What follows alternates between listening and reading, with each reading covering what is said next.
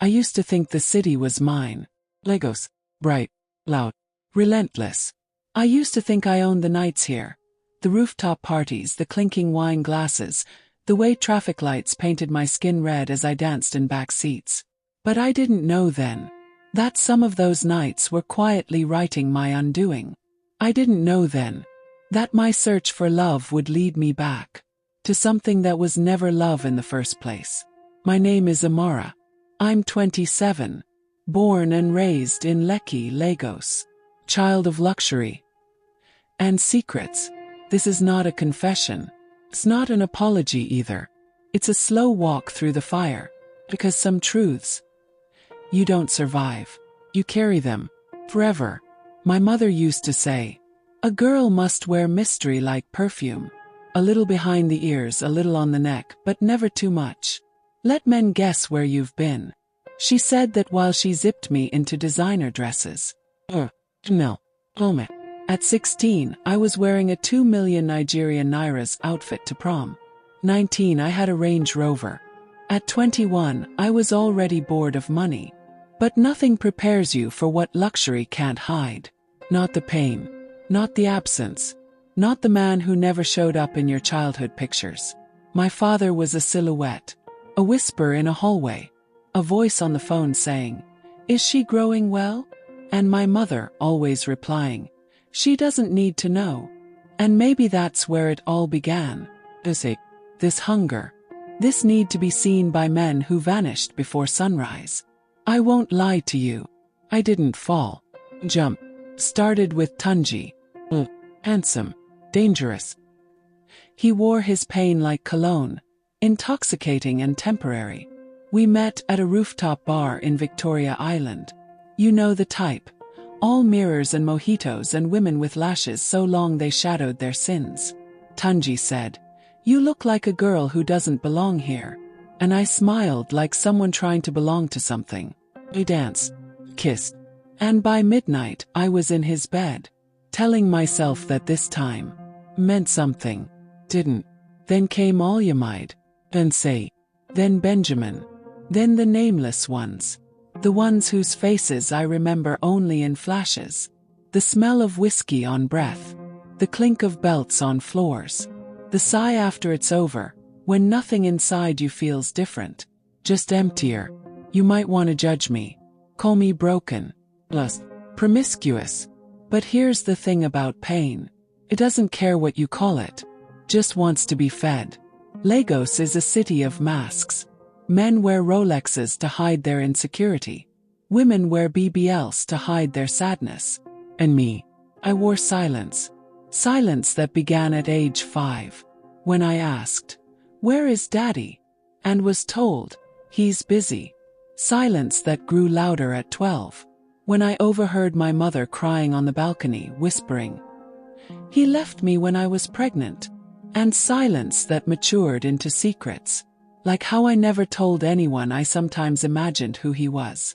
Gave him a name, smell, voice, a hug. But real life doesn't wait for dreams to catch up. I met him on a Thursday. The man. The one who would change everything. Not as a father. Not even as a stranger. But as a lover. His name was Luca. He was in his early 50s. Salt and pepper beard. A voice like jazz. Smooth, deep, unpredictable. He drove a matte black G-Wagon. Wore sunglasses at night. Had a laugh that made you feel seen. We met at a real estate event in Ikoyi. I was there with friends. He was alone. I noticed him first. Something about the way he looked at the city from the balcony. Like he was looking for something he lost. We spoke. He listened. Really listened. And that, for me, was foreplay. Days became weeks. He sent flowers. Texted me quotes about stars and scars. And then one night he said, "Let me show you my rooftop. The one where I watch the sky." I went. Course I went. And we sat there. Two souls pretending they weren't afraid. We watched the stars. He said, "Do you believe people can find each other again? Even after getting lost?" And I said, "I don't know. But I hope so." And he kissed me. We became something. Not love. Not less, just something. He was gentle, thoughtful. He never rushed me. He touched my hair like it was a poem. And maybe, for once I thought, this one is different. Fate doesn't knock, kicks down the door. It happened at my mother's birthday party. Her 60th. A large affair. Caterers, dancers, governors, cameras. Brought Chuka. I wanted her to meet the man who made my heart slow down. Who made me feel safe. He froze. As soon as he walked in, he turned pale. Who is that? She asked. I said, that's Chuka. He's important to me. She stared at him, then at me, and whispered, my God, that's your father. The room spun. My breath left me. I laughed. I screamed. I shook. Oh, it wasn't possible. Not him. Not him. The man who had kissed me, who held me under silk sheets, who whispered that he'd been searching for something missing in his life, was the man who had been missing from mine. Everything shattered. The mirror cracked. The stars went out. I disappeared. There are days that stretch into forever, not because of what happened, but because of what broke inside you while it did. For me, that day wasn't the day I slept with Chuka. It was the day my mother collapsed. I didn't go home that night. After the party, after her whisper, that's your father. I ran. He called my name, over and over. Amara. But I didn't stop. Got into my car. Drove through Ikoyi, past Third Mainland, into the silence of nowhere. Lagos was buzzing as always. Couples holding hands. Vendors shouting about suya. Life didn't stop. But inside me, everything did. I parked somewhere near Freedom Park. Turned off my phone. And just sat. 4 hours. The past played like a cruel movie behind my eyes. The first night I met him. His text. His rooftop. His arms. My lips on his neck. I wanted to claw my skin off. Burn it all down. Erase it. Escape it. But you can't unremember betrayal. Especially when you were part of it. Even unknowingly. Morning came like punishment. Lagos woke up. Traffic roared. And I went home. The silence in me louder than the horns outside. When I walked in, Mama was seated at the dining table. Hair wrapped. Eyes swollen. No makeup. Just truth. She looked at me. And whispered, Amara. I'm sorry. I didn't speak. I pulled out the chair opposite her. And I waited. She took a deep breath. His name is Chuka. He was my first love. We were both barely 21 when it happened. She looked down at her trembling fingers. He left. Said he wasn't ready for a child. I never told him you were his. I didn't want to beg a man to love his blood. I remember staring at her. Not in anger. Just disbelief. So you let me grow up thinking he was dead? Yes. My voice wasn't loud. It was broken. She nodded slowly. I thought I was protecting you. From the kind of man who runs. Then why didn't you tell me when I met him again? Yes. Her face crumpled. I didn't know. Until I saw him at the party. I never saw him again after you were born. Amara, I swear on my life, I didn't know. I believed her. That's what made it worse. There was no villain. No evil plot.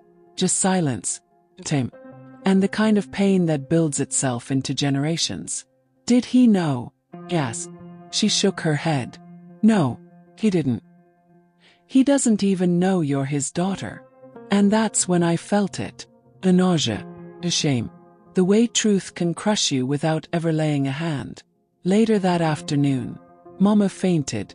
Right there in the kitchen. One moment she was washing fruit. Next, her body hit the floor like a falling memory. I screamed, Mama! Blood rushed to my ears. Time slowed. I remember her head tilted. Her eyes open but glassy. I thought she was gone.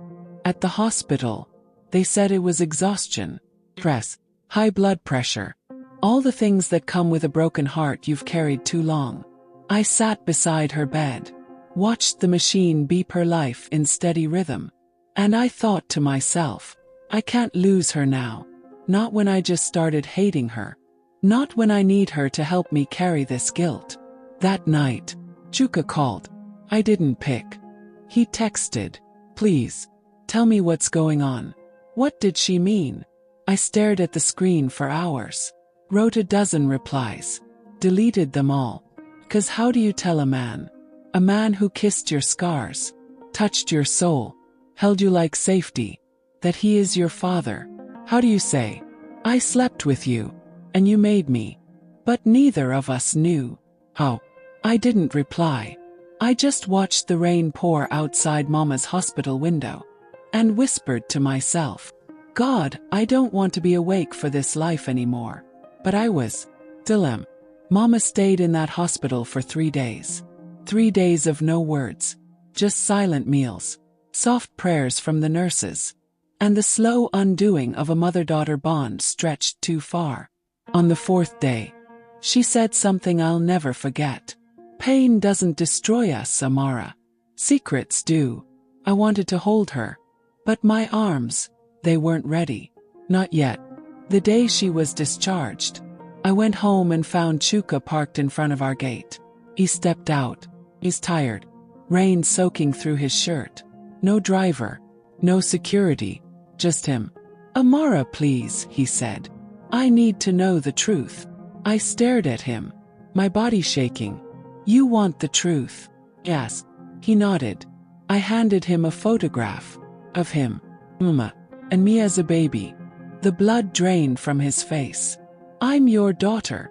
The silence between us roared. "No," he whispered. No, that's not possible. Mama never told you." "I know." He backed away like the air itself was poison. "I didn't know," he said. "My God. Amara, I swear I didn't know." I believed him. And still, it didn't matter. The damage was done. He left. And I haven't seen him since. Mama doesn't speak his name. I don't look at rooftops anymore. I don't dance at bars. I stopped wearing red lipstick. Some days I still smell his cologne in my dreams. Other days I wake up sobbing. But every day I carry the same question. What am I now? A victim? A mistake? Or just a girl who was born into silence? The city kept moving. But I didn't. Lagos traffic still roared. Suya smoke still danced in the night. Champagne still flowed in Banana Island mansions. But I couldn't taste any of it. It was numb. Like grief had swallowed me whole. And left only the shell. They say time heals all wounds. But that's a lie. Time only teaches you how to fold the pain neatly. Place it in your chest. And smile like you're whole. I smiled a lot in those days. Posted photos on Instagram. Filtered flawless fake. Soft life. Healing era. Luxury queen. But beneath the hashtags was a girl who couldn't look in the mirror without seeing his hands on her skin. Even if they were gentle. Even if he didn't know. I started journaling. Mama gave me this leather-bound book. Said her own mother gave it to her. A place to bleed privately. So I wrote. Day 1. Feel dirty. Not because of what I did. But because of what it means. Keep asking God why. Why me? Why him? Why now? I wrote every day. And some nights. Because sleep became a stranger. One evening Mama knocked on my door. She was holding a piece of paper. Therapist's card. She helped me, Mama said softly. Back then when Chuka left. Maybe she can help you too. He nodded. Not because I believed in therapy. But because I had nowhere else to go. The office was in Victoria Island. Simple. Quiet. Walls painted in warm beige. The kind of room that didn't shout. It invited silence. Her name was Dr. Ifeoma. Mid-40s. Look. Eyes like she'd seen pain and didn't flinch. She didn't ask me to talk at first. She just said, "Welcome, Amara. You're safe here." And I burst into tears. Took 3 sessions before I could say it out loud. I slept with my father. Even now the words taste like acid. I expected her to gasp. She didn't. She just nodded and said, "And you didn't know." Neither did he. Then she said something that cracked me open. You are not what happened to you. You are not the sin. You are the survivor. That night I drove to the beach. Alagushi, quiet, almost deserted. I walked barefoot on the sand. Let the wind slap my face. And for the first time in weeks, I let my body remember who it was before all this. Not a body touched by mistake, but a body that once danced, once laughed, once believed in love. Mama and I were rebuilding. Slowly, gently. Some mornings we sat in silence. Other mornings we cried over breakfast. One day, she told me something I wasn't ready for. He's been writing letters. Who? Asked, though I already knew. Chuka, your father. He sends them every week. I haven't opened a single one. I stared at the sealed envelopes on her dining table. Unopened, untouched like broken promises. Do you want to read them? She asked. I didn't reply, but that night, took one. The letter was written in blue ink. His handwriting, elegant, deliberate. It read, Amara, I've rewritten this letter 10 times. I don't know what to say. I don't know if I deserve to say anything at all. I just want you to know I didn't know. And if I could give back every touch, every word, every kiss, I would. But I also want you to know, felt something real, not desire, something else. A bond one couldn't explain. Maybe our souls knew what our minds didn't. I don't expect forgiveness. I just want to be someone you can someday speak to again. I'm so sorry, Luca. I cried for hours. 'Cause he was right. Some part of me did feel something real too. And that's what made it harder. I wasn't groomed. I wasn't manipulated. I was just a girl looking for love. And he was a man looking for what he lost. We met in the middle of a tragedy. Neither of us knew we were in. I started writing him back. Not as a daughter. Not as a lover. Just as a human being. My first letter said, I don't forgive you yet. I don't even forgive myself. But I want to understand. Tell me about who you were back then. Why you left. What you ran from. It was the start of something. Not reconciliation. Not healing. Just honesty. In therapy, I told Dr. Ifioma, I don't know who I am anymore. She smiled and said, that's a good thing. Because now you get to become someone new. On your terms. So I started small. Cut my hair. Dyed it the color of clay. Grounded, rich, African. I deleted Instagram. Opened a new one with just poetry. I unfollowed anyone who reminded me of the girl I used to pretend to be. And I began living. Quietly. Some nights the pain still visits. Like a ghost. It lies next to me. Whispers memories I don't want. Shows me his smile. The rooftop. The way I once whispered, don't leave. But now I whisper back. I'm not yours. I never was. In one of my letters to him I wrote, I am learning to live again. Not as your daughter. Not as your mistake. But as myself. I don't know what our future looks like. But I know I deserve one. And he replied, I will never stop carrying the weight. But I hope one day, we can sit in the same room. As two people. Not history. Maybe we will. Maybe we won't. But I am healing. Slowly. Quietly. Honestly. Some places hold memories like graves. They don't just echo what happened. They haunt you with the silence of what didn't. For me, that place was the rooftop. His rooftop. The last place I felt safe. Before the world told me I wasn't. Took me 2 months. 2 months of therapy. 2 months of unopened letters. 2 months of praying and pacing and pretending I'd moved on. But the truth was this. I couldn't move forward until I returned to the place I left myself behind. I texted Chuka a week before. Just 4 words. I need the rooftop. He didn't reply right away. But 3 days later I got a message. It's open. Take your time. That was it. No pressure. No questions. No fatherly pity. Just space.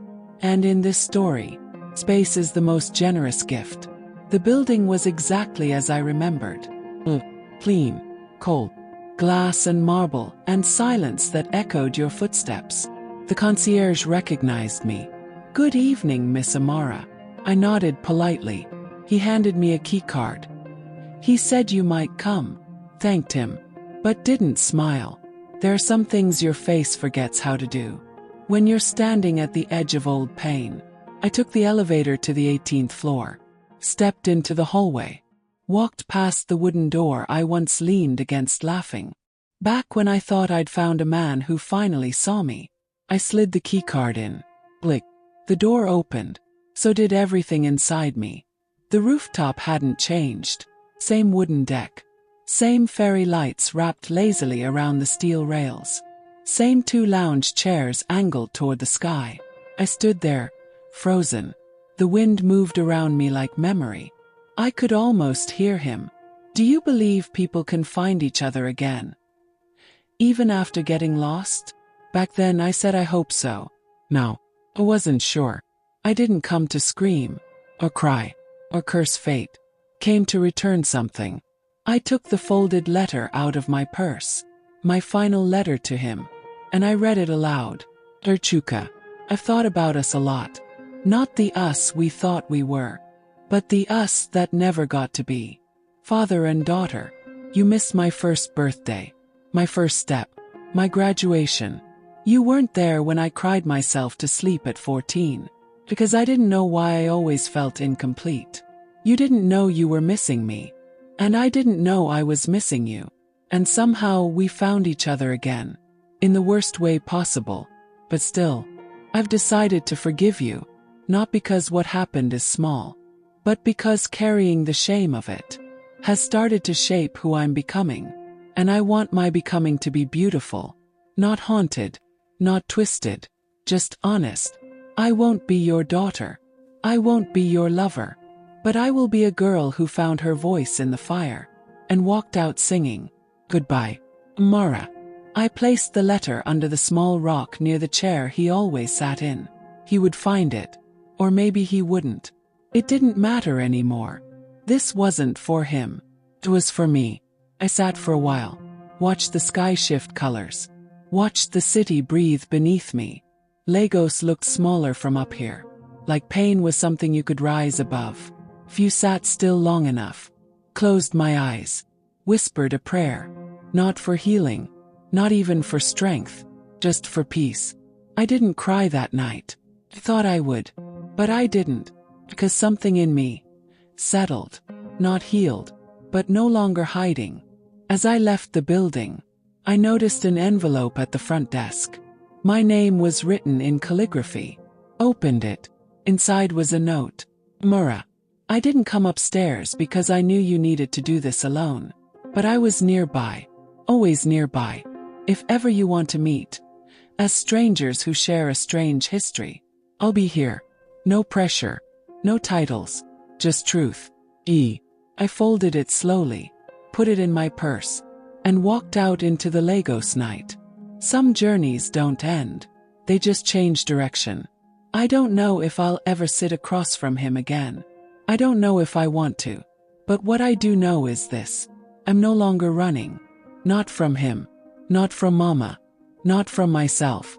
I once thought Lagos was too loud for secrets. But it turns out, the city is loud because of them.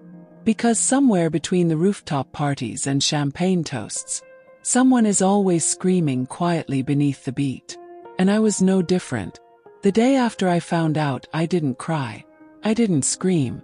I didn't curse the sky or call the police or run to the press.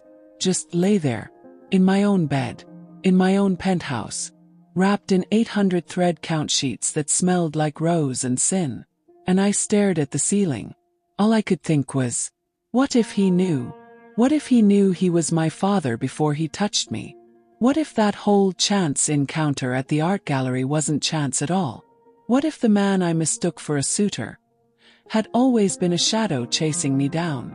The thought wrapped around my chest like a snake. My body began to itch with memories.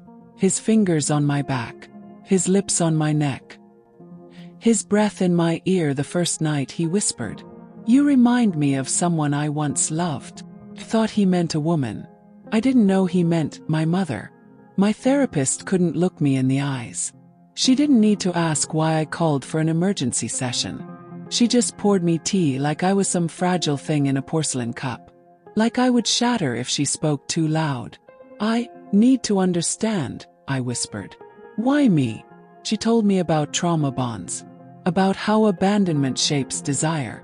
About how we chase the very people who broke us. Because it's the only language we understand. But none of that mattered. Because what I wanted to know was simpler. Did I love my father? And worse, did he love me back? I spent days digging. I found old court papers, DNA test results, a journal entry from my mother, buried in a locked briefcase under her bed. His name was Femi. He vanished before I gave birth. I never told him. I didn't want my daughter growing up around the kind of man who thought money made a man holy. Femi. His name burned like acid on my tongue. Because that was the name on the check stubs I found in my bedroom drawer. He had been wiring money to me, anonymously, for years. He called it an allowance, called it grooming. The confrontation was quiet. We met in the same rooftop lounge where it all began, where I once thought I had found a man who saw me. This time, I saw him. Why? I asked, my voice flat as a mirror. He sighed, looked out at the skyline. It wasn't supposed to happen like this. No, laughed hollow. You accidentally d your daughter? That wasn't in the plan. He winced. He had the audacity to cry. I left your mother because I was young and selfish. I didn't even know she was pregnant. I searched for years. When I saw you at that gallery, something in me knew. But by the time I found out for sure, I was already in love with you. I wanted to scream, but there were no screams left. Just silence. Heavy, thick, unbreathable. I left Lagos, sold the house, donated the clothes, burned the bed. I moved to Ghana, a small quiet town where the ocean doesn't know my name, where no one looks at me like a woman with a past, where I can walk barefoot without feeling shame crawl up my ankles. But sometimes, at night, when the sky opens wide enough, I see the Lagos stars, and I remember that rooftop, the one where I first kissed him, my father. People say healing looks like closure, like forgiveness, like therapy and fresh starts. But healing, for me, looks like forgetting the sound of his voice, like losing his number, not by accident, but by choice, like saying, I was not ruined, I was reborn. If this story held your heart, even for a moment, if it made you sit with silence or pain or truth, then subscribe to this channel. Tap the bell icon, because more stories like this, raw, unfiltered, and human, are coming soon. You never know whose story might save your own.